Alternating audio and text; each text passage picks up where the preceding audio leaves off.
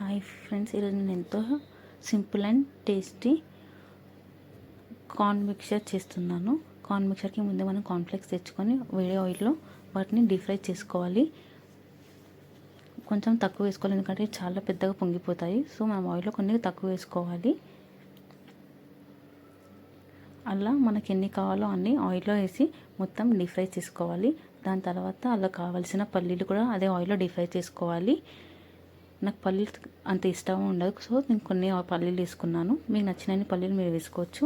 దాని తర్వాత అదే ఆయిల్లో కావాల్సినంత కర్రీ లీవ్స్ మనము డీప్ ఫ్రై చేసుకొని ఆ మిక్చర్లో వేసేసుకోవాలి.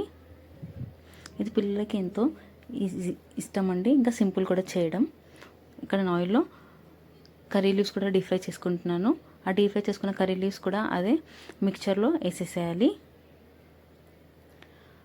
మనము ఆ మిక్చర్లో పల్లీలు కరివేపాకు వేసాక మనకు కావాల్సినంత సాల్ట్, కారం వేసేసుకొని అంతా అన్ని కార్న్ఫ్లేక్స్, కారం, ఉప్పు అవన్నీ కలిసేటట్టు బాగా మిక్స్ చేసుకోవాలి.